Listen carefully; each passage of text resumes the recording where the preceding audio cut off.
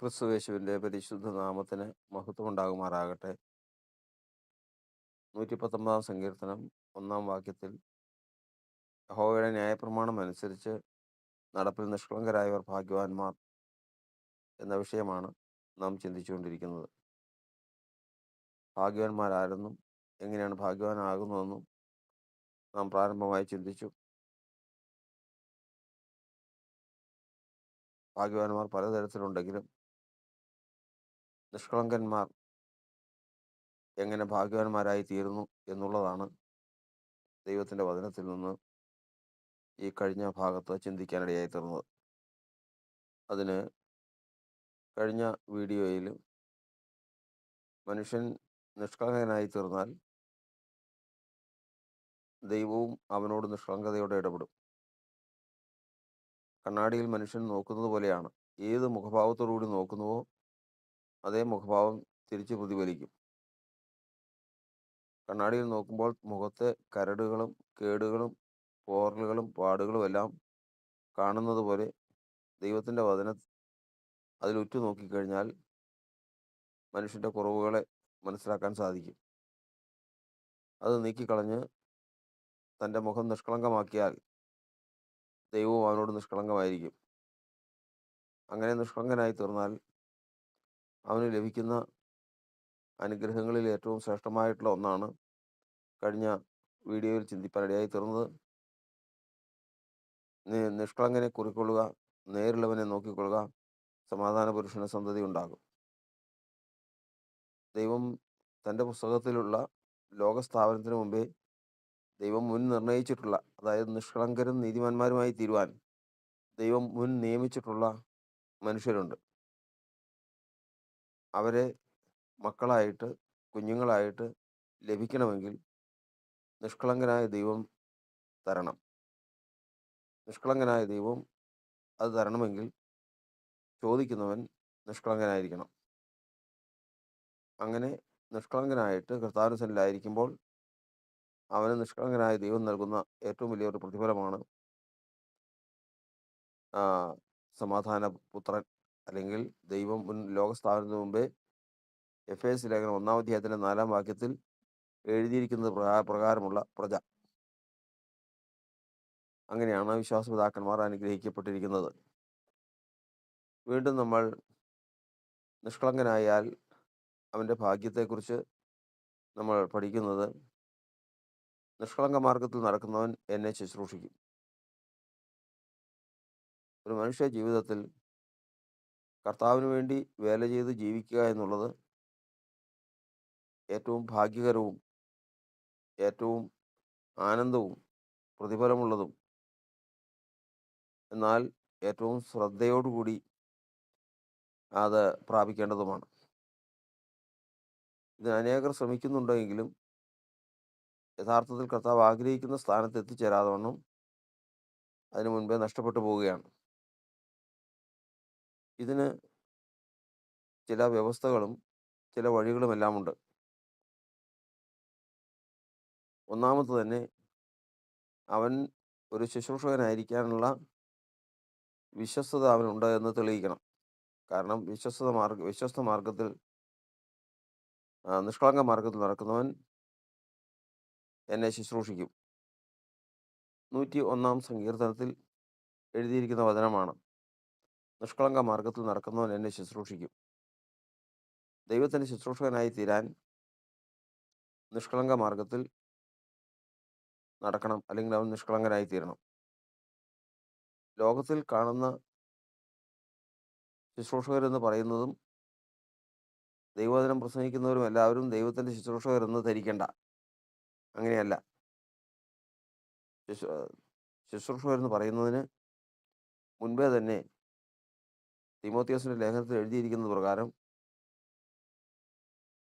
എനിക്ക് ശക്തി നൽകിയ യേശു കർത്താവ് എന്നെ വിശ്വസ്തനെന്നെണ്ണി ശുശ്രൂഷയ്ക്കാക്കിയതുകൊണ്ട് ഞാൻ ദൈവത്തെ സ്തുതിക്കുന്നു. ദൈവം ഒരാളെ ശുശ്രൂഷകനാക്കുവാൻ ചിന്തിച്ചാൽ, ആഗ്രഹിച്ചാൽ, അതിനുവേണ്ടി അവനെ തിരഞ്ഞെടുത്താൽ, അല്ലെങ്കിൽ അവനെ മാറ്റി നിർത്തിയാൽ, അവൻ ആദ്യം കൊടുക്കുന്നത് തൻ്റെ ശക്തിയാണ്. ശക്തി ലഭിച്ചാൽ ദൈവത്തിൻ്റെ ശക്തിയാൽ ആ മനുഷ്യന് ചെയ്യാൻ കഴിയാവുന്ന കാര്യങ്ങൾ മനുഷ്യ ചിന്തയ്ക്കും മനുഷ്യബുദ്ധിക്കും അപ്പുറമാണ്.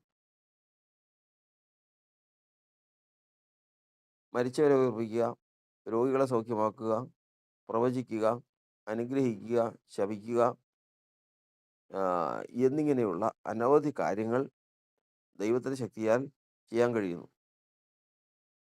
ഇത് ലഭിക്കുമ്പോൾ തന്നെ ഒരു സാധാരണ മനുഷ്യൻ ദൈവം തൻ്റെ ശക്തിയെ കൊടുത്ത് ഇങ്ങനെയുള്ള അമാനുഷികമായ കഴിവുകൾ പ്രാപിക്കുമ്പോൾ തന്നെ അവൻ നിഗളിച്ചു പോവുകയും അവൻ്റെ പ്രവൃത്തിയിൽ ആശ്രയിച്ച് അവൻ സ്വയനീതി എന്നുള്ള ഒരവസ്ഥയിലേക്ക് പോയി ദ്രോഹിയായി തീരുകയും ചെയ്യുന്ന അവസ്ഥ ഈ ലോകത്തിൽ എവിടെയും കാണാം.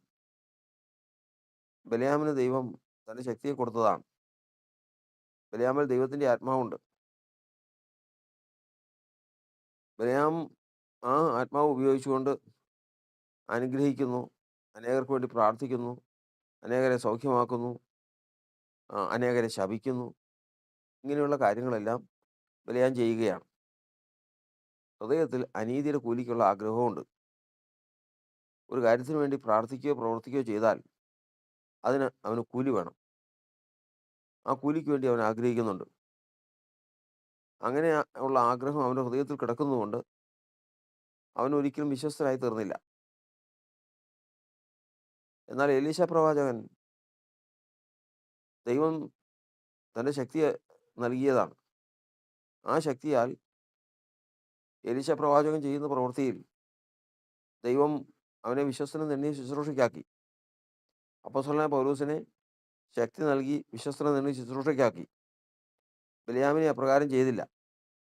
കാരണം ബിലയാം ചെയ്തത് തനിക്ക് ശക്തി ലഭിച്ചതോടുകൂടി, അധികാരം ലഭിച്ചതോടുകൂടി മറ്റുള്ളവരെ ശപിക്കാനും അനുഗ്രഹിക്കാനും അധികാര ദുർവിനിയോഗം ചെയ്യാനും ജഡത്തിന് അവസരമാക്കാനും പണം സമ്പാദിപ്പാനും അനീതിയുടെ കൂലി പ്രാപിപ്പാനും എല്ലാം ബിലയാം ആഗ്രഹിച്ച് അത് മുഖാന്തരം പ്രവർത്തിച്ചു. അതോടുകൂടി ദൈവം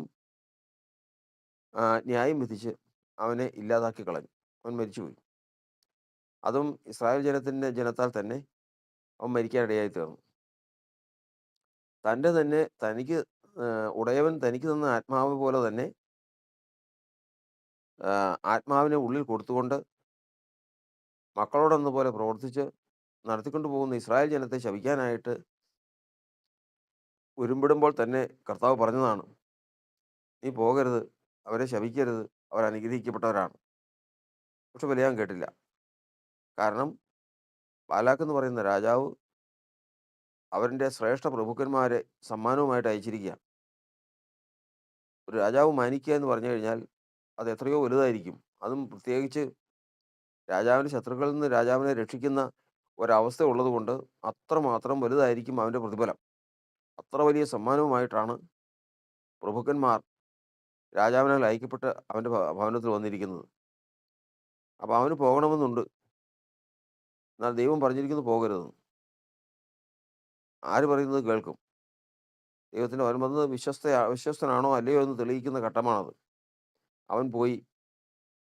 അവൻ ശപിക്കാൻ ദൈവം സമ്മതിച്ചില്ല. കാരണം ദൈവത്തിൻ്റെ ആത്മാവോട് ശപിച്ചു കഴിഞ്ഞാൽ അത് ഫലിക്കുക തന്നെ ചെയ്യും. അത് ഭവിക്കാതിരിക്കാൻ അവൻ്റെ ശാപത്തെ ദൈവം അനുഗ്രഹമാക്കി തീർത്തു.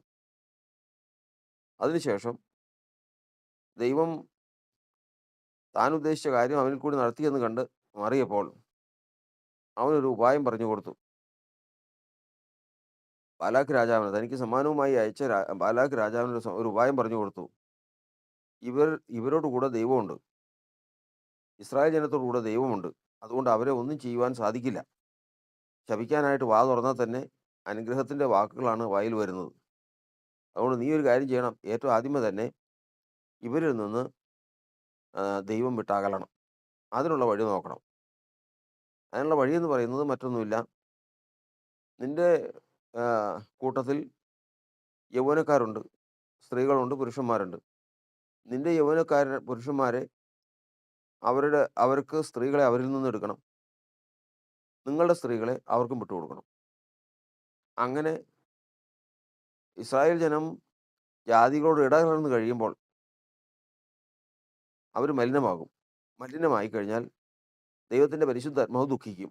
കാരണം അവരിലെല്ലാം അവരുടെ ഇടയനോടുകൂടി തൻ്റെ ഇടയനോടുകൂടി അവനെ കരേറുമാക്കിയവൻ എവിടെ? അവരുടെ ഉള്ളിൽ തൻ്റെ പരിശുദ്ധാത്മാവിനെ കൊടുത്തവൻ എവിടെയെന്നാണ് ചോദ്യം. അതായത് ഇസ്രായേൽ ജനം മിസ്രയീമിൽ നിന്ന് പുറപ്പെട്ട് ചെങ്കടൽ കടന്ന് മരുഭൂമിയിലേക്ക് പ്രവേശിച്ചപ്പോൾ ആ ചെങ്കടലിൽ നിന്ന് കടന്നപ്പോൾ തന്നെ അവരുടെ ഉള്ളിൽ ദൈവം തൻ്റെ പരിശുദ്ധാത്മാവിനെ കൊടുത്തിട്ടുണ്ട്. ജാതികളുമായിട്ട് ഇടകലർന്നാൽ പരിശുദ്ധാത്മാവ് ദുഃഖിക്കും, ആത്മാവ് വിട്ടുമാറും. അങ്ങനെ ബലയാമിൻ്റെ ഉപദേശം എന്ന് പറഞ്ഞ് ബലയാം അത്ര വലിയൊരു ചതി ദൈവജനത്തിനെതിരെ ദൈവത്തിനെതിരെ ചെയ്തു. ആ ഉപദേശപ്രകാരം ഇസ്രായേൽ മലിനമായി തീർന്നു. ദൈവം അവിടെ ന്യായവിധി അയച്ചു. വളരെ പേര് മരിക്കുകയും ചെയ്തു. എന്നാൽ ദൈവം ന്യായം വിധിച്ച് അവിടെ ബലയാമിനെ കൊന്നുകളഞ്ഞു. ഇസ്രായേൽ ജനത്തിൻ്റെ വാളിനാൽ തന്നെ ബലയാം മരിച്ചുപോയി. ഇവിടെ ദൈവത്തിൻ്റെ വചനം പറഞ്ഞിരിക്കുന്നത്, നിഷ്കളങ്ക മാർഗത്തിൽ നടക്കുന്നവൻ എന്നെ ശുശ്രൂഷിക്കും. ഒരു ശുശ്രൂഷകൻ എന്നുള്ള നിലയിൽ, ദൈവത്തെ ശുശ്രൂഷിക്കുന്ന ശ്രേഷ്ഠൻ എന്നുള്ള നിലയിൽ ബലയാം വളർന്നു വരേണ്ടതാണ്. പക്ഷേ അതിലേക്ക് എത്തുന്നതിന് മുമ്പ് അനീതിയുടെ കൂലി കൊതിച്ചുകൊണ്ട് തനിക്ക് ലഭിച്ചിരിക്കുന്ന കൃപ, ആ ശക്തി, അത് ദോഷത്തിനായിട്ടും ജഡത്തിൻ്റെ അവസരത്തിനായിട്ടും ലോകത്തിൻ്റെ സ്വാധീനത്തിനായിട്ടും ധനസമ്പാദ്യത്തിനായിട്ടും എല്ലാം ഉപയോഗിച്ച് ദൈവത്തിന് എതിരാളിയായി തീർന്ന് നശിച്ചുപോയി. എന്നാൽ അപ്പോസ്തലനായ പൗലോസ് പറയുകയാണ്, എനിക്ക് ദൈവം ശക്തി നൽകി. ശക്തി നൽകിയതിന് ശേഷം ആ ശക്തി കൊണ്ട് ഞാൻ പ്രവർത്തിച്ചു. ദൈവം അതിൽ പ്രസാദിച്ചു. ദൈവം പ്രസാദിച്ചതോടുകൂടി എന്നെ ശുശ്രൂഷകനാക്കി തീർത്തു. അപ്പോൾ ശക്തിയല്ലേ ശുശ്രൂഷ? ശക്തിയാൽ പ്രവർത്തിക്കുന്നതല്ലേ ശുശ്രൂഷ? അനേകർക്ക് വേണ്ടി പ്രാർത്ഥിക്കുന്നതും പ്രസംഗിക്കുന്നതും ശുശ്രൂഷിക്കുന്നതും അനേകർക്ക് വേണ്ടി ഇടിവിൽ നിൽക്കുന്നതും ഇങ്ങനെയുള്ള പ്രവചിക്കുന്നതും ഇങ്ങനെയുള്ള കാര്യങ്ങളല്ലേ ശുശ്രൂഷ എന്ന് പറയുന്നത്? അല്ല. ശുശ്രൂഷ എന്ന് പറയുന്നത് അതല്ല. ശുശ്രൂഷ എന്ന് പറയുന്നതിന് വേറൊരു മാനമാണുള്ളത്. അതായത് കൊരിന്ത്യ ലേഖനത്തിൽ നമ്മൾ വായിക്കുന്നത് ഇപ്രകാരമാണ്.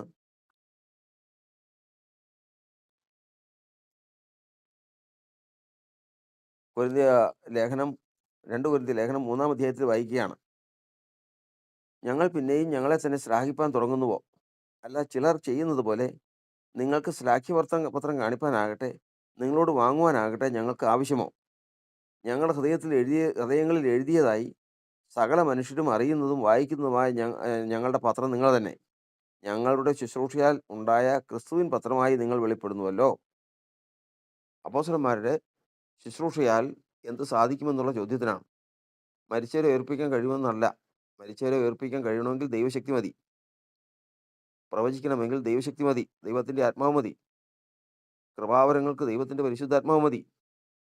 ദൈവശക്തിയാൽ അത്ഭുതങ്ങളും അടയാളങ്ങളും വീര്യപ്രവൃത്തികളും എല്ലാം ചെയ്യാം. എന്നാൽ ഒരു മനുഷ്യനെ വീണ്ടും ജനിപ്പിക്കണമെങ്കിൽ, ഒരു മനുഷ്യൻ സത്യമറിഞ്ഞ് സ്വതന്ത്രനായി അവൻ്റെ ഉള്ളിൽ ക്രിസ്തു എന്ന അടിസ്ഥാനമിട്ട് അവനെ വളർത്തിക്കൊണ്ട് വരണമെങ്കിൽ, അവൻ്റെ ഉള്ളിൽ ക്രിസ്തു രൂപപ്പെട്ട് വരണമെങ്കിൽ അതിന് ശുശ്രൂഷ ആവശ്യമാണ്. അതിനാണ് അവനെ വിശ്വസ്തനെന്ന് എണ്ണിയാൽ മാത്രമേ ആ ശുശ്രൂഷയ്ക്ക് ദൈവം ആക്കുകയുള്ളൂ. അപ്പോൾ അത് കൊരിന്ത്യ ലേഖനം വായിക്കുമ്പോൾ കൊരിന്ത്യ ലേഖനത്തിൽ നമ്മൾ പ്രകാരം വായിക്കുന്നു. 4-ാം അധ്യായത്തിൻ്റെ 44-ാം വാക്യം, അല്ല 14-ാം വാക്യം പ്രകാരം പറയുന്നു, നിങ്ങളെ നാണിപ്പിപ്പാനല്ല എൻ്റെ പ്രിയ മക്കളോട് എന്നതുപോലെ ബുദ്ധി പറഞ്ഞുകൊണ്ട് ഇത് എഴുതുന്നു. നിങ്ങൾക്ക് ക്രിസ്തുവിൽ 10,000 ഗുരുക്കന്മാർ ഉണ്ടെങ്കിലും പിതാക്കന്മാർ ഏറെയില്ല. ക്രിസ്തു യേശുവിൽ ഞാനല്ലോ നിങ്ങളെ സുവിശേഷത്താൽ ജനിപ്പിച്ചത്. അവിടെ ആ വാക്യം എഴുതിയിരിക്കണം. അപ്പോൾ ഒരു മനുഷ്യന്, ഒരു സഭയ്ക്ക്, ഒരു ദൈവഭക്തന് 10,000 പ്രാസംഗികരും ഉപദേഷ്ടാക്കന്മാരും എല്ലാം ഉണ്ടാകും. ഇന്ന് ലോകത്തിൽ കാണുന്നത് അതാണല്ലോ. 1, 2, 1000, 10,000, ലക്ഷമോ അല്ല. അത്രയധികം ഉപദേഷ്ടാക്കന്മാരാൽ നിറഞ്ഞ ലോകമാണ് ഇന്നത്തെ ലോകം. ഈ ലോകത്തിൽ ശുശ്രൂഷ ഉള്ളവർ അത്യല്പമാണ്. അത് ഏറ്റവും ചെറുതാണ്. ഈ 100 പ്രസംഗകരോ 10,000 പ്രസംഗകരോ ഉണ്ടെങ്കിലും അപ്പോസ്തലനായ പൗലോസ് പറഞ്ഞത് 10,000 ഉപദേഷ്ടാക്കന്മാർ നിങ്ങൾക്കുണ്ടെങ്കിലും ഒരു മനുഷ്യന്റെ ഉള്ളിൽ ക്രിസ്തുവിനെ ക്രിസ്തു യേശു എന്ന അടിസ്ഥാനം ഇടാനോ ക്രിസ്തുവിനെ അവനിൽ ഉരുവാക്കുവാനോ അവൻ്റെ മുമ്പിൽ വരയ്ക്കാനോ സാധിക്കില്ല. അതിന് ശുശ്രൂഷ വേണം. ആ ശുശ്രൂഷയാണ് ഇവിടെ പ്രാധാന്യം. അതുകൊണ്ടാണ് കർത്താവിൻ്റെ വചനത്തിൽ പറഞ്ഞിരിക്കുന്നത്, അത് നിഷ്കളങ്ക മാർഗത്തിൽ നടക്കുന്നവനെ എന്നെ ശുശ്രൂഷിക്കൂ, ആ പദവി ഉള്ളവനെ ഞാനത് കൊടുക്കൂ. അപ്പോൾ അങ്ങനെ വരുമ്പോൾ ഈ 10,000കണക്കിന് ആളുകളുള്ള ഉപദേഷ്ടാക്കന്മാരുടെ ഇടയിൽ നിന്ന് വിശ്വസ്തരെന്ന് എണ്ണി കർത്താവ് ശുശ്രൂഷയ്ക്ക് ഇങ്ങോട്ട് ആക്കി. അവർ ശുശ്രൂഷയാൽ ആത്മാക്കളെ വീണ്ടും ജനിപ്പിക്കുമ്പോൾ അവൻ ഒരു പിതാവ് എന്നുള്ള നിലയ്ക്ക് പിതൃത്വം അവന് ലഭിക്കുകയാണ്. അതുകൊണ്ട് ലോകത്തിൽ ഉപദേഷ്ടാവ് എന്നുള്ള സ്ഥാനം അനേകർക്ക് ലഭിക്കും. പിതൃത്വം എന്നുള്ള സ്ഥാനം എല്ലാവർക്കും ലഭിക്കില്ല. അത് അത്യപൂർവമാണ്. അത്യപൂർവം എന്ന് പറഞ്ഞു കഴിഞ്ഞാൽ ഈ കാര്യങ്ങളെല്ലാം തെളിഞ്ഞു വരണം. അതിനെക്കുറിച്ചാണ് കർത്താവിൻ്റെ വചനം 2 കൊരിന്ത്യർ ലേഖനം 4-ാം അധ്യായത്തിൽ എഴുതിയിരിക്കുന്നത്. അതുകൊണ്ട് ഞങ്ങൾക്ക് കരുണ ലഭിച്ചിട്ട് ഈ ശുശ്രൂഷ ഉണ്ടാകിയാൽ ഞങ്ങൾ അധൈര്യപ്പെടാതെ, അതായത് ഈ ശുശ്രൂഷ വേണമെങ്കിൽ അവന് കർത്താവിൻ്റെ കരുണ ലഭിക്കണം. കരുണ ലഭിക്കണമെങ്കിൽ അവൻ വിശ്വസ്തനായിരിക്കണം. വിശ്വസ്തത തെളിയിക്കണമെങ്കിൽ അവന് ദൈവം കൊടുത്ത ദൈവശക്തി വേണ്ടുവണ്ണം ഉപയോഗിക്കണം. ബിലെയാമിനെ പോലെ സ്വന്തം വഴിക്ക് ഉപയോഗിച്ച് പോയി കഴിഞ്ഞാൽ അവൻ പോയത് തന്നെ. ഇന്ന് ലോകത്തിൽ അനവധി പേരും ശുശ്രൂഷയിലേക്ക് എത്താത്തവണ്ണം ഇടയ്ക്ക് വെച്ച് നിന്ന് പോകുന്നതിൻ്റെ കാരണം അതാണ്.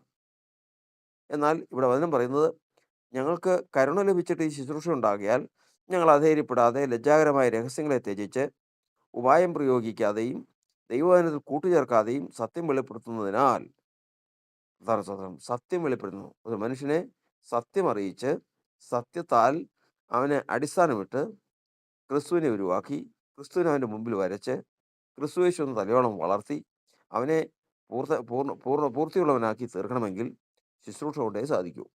ആ ശുശ്രൂഷയാണ് ദൈവത്തിൻ്റെ വചനം പറയുന്നത്, നിഷ്കളങ്ക മാർഗത്തിൽ നടക്കുന്നവൻ എന്നെ ശുശ്രൂഷിക്കും. ദൈവത്തിൻ്റെ വചനപ്രകാരം ഒരു നിഷ്കളങ്കൻ്റെ ഏറ്റവും വലിയ ഭാഗ്യത്തിൽ ഒന്നാണത്.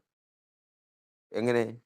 ശുശ്രൂഷ ഉള്ളവനെ, ഒരു മനുഷ്യനെ വീണ്ടും ജനിപ്പിക്കാൻ സാധിക്കുകയുള്ളൂ, അവൻ്റെ ഉള്ളിൽ ക്രിസ്തുവിനെ ഉരുവാക്കാൻ സാധിക്കുകയുള്ളൂ.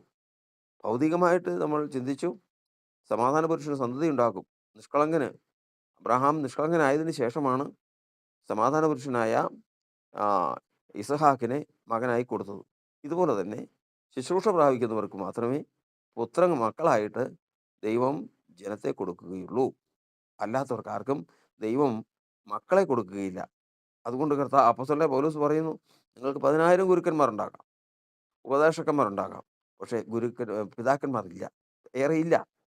കാരണം നിങ്ങളെ ക്രിസ്തുവിൽ വീണ്ടും ജനിപ്പിച്ചതും നിങ്ങളുടെ ഉള്ളിൽ അടിസ്ഥാനമിട്ടതും നിങ്ങളിൽ ക്രിസ്തുവിനെ ഉരുവാക്കിയതും ഞാൻ എൻ്റെ ശുശ്രൂഷയാലാണ്. ഇങ്ങനെയുള്ളവരാണ് ഗലാത്യ ലേഖനം 4-ാം അധ്യായത്തിൻ്റെ 19-ാം വാക്യത്തിൽ എഴുതിയിരിക്കുന്നത് പ്രകാരം എന്താണ്? ക്രിസ്തു നിങ്ങളിൽ ഉരുവാകോളം ഞാൻ പ്രസവവേദനപ്പെടുന്നുവെന്ന് വചനത്തിൽ എഴുതിയിരിക്കുന്നത്. ഒരു മനുഷ്യൻ്റെ ഉള്ളിൽ ക്രിസ്തുയേശുവിൻ്റെ നാമം അടിസ്ഥാനമായിട്ടിട്ട് അവൻ്റെ ഉള്ളിൽ ക്രിസ്തുവിനെ ഉരുവാക്കുവാൻ പ്രസവവേദനപ്പെട്ട് അവൻ്റെ മുമ്പിൽ ക്രിസ്തുയേശുവിനെ ക്രൂശിക്കപ്പെട്ടവനായി വരച്ചു കൊടുത്ത് അവനെ ദിനം പ്രതി അവനെ കയരം പിടിച്ച് നടത്തി അവനിൽ ക്രിസ്തുയേശു എന്ന തലയോളം അവനെ വളർത്തിയെടുക്കുക എന്നുള്ളത് ശുശ്രൂഷയാൽ മാത്രം സാധിക്കുന്ന കാര്യമാണ്. അത് അത്ഭുത പ്രവൃത്തിയാലും വീര്യപ്രവൃത്തികളാലും സാധിക്കുന്ന കാര്യമല്ല. അതുകൊണ്ട് യഥാർത്ഥത്തിൽ ഒരു ശുശ്രൂഷ എന്നുള്ളത് എന്തെന്ന് മനസ്സിലാക്കി ദൈവത്തിൻ്റെ വചനം പറയുന്നത് പ്രകാരം ആദ്യമേ തന്നെ ആ ശുശ്രൂഷ പ്രാപിക്കാൻ തക്കവണ്ണം നിഷ്കളങ്കനായിരിക്കുക, വിശ്വസ്തനായിരിക്കുക, അതുപോലെ തന്നെ നേരുള്ളവനായിരിക്കുക, നീതിമാനായിരിക്കുക. ഇത്രയും കാര്യങ്ങൾ ജീവിതത്തിൽ കടന്നു വരുമ്പോൾ ദൈവത്തിന് കരുണ തോന്നും. കരുണ തോന്നുന്നവനാണ് ദൈവം ഈ ശുശ്രൂഷ ഏൽപ്പിക്കുന്നത്. വിശ്വസ്തനും കരുണ തോന്നുന്നവനുമല്ലാതെ മറ്റാർക്കും ഈ ശുശ്രൂഷ കർത്താവ് ഏൽപ്പിക്കുകയില്ല. കാരണം നിഷ്കളങ്ക മാർഗത്തിൽ നടക്കുന്നവർ അവർ മാത്രമേ ഉള്ളൂ. കർത്താവ് നമ്മെ അനുഗ്രഹിക്കുമാറാകട്ടെ. ഇതത്രേ നിഷ്കളങ്കൻ്റെ ഭാഗ്യത്തിൽ ശ്രേഷ്ഠമായവ.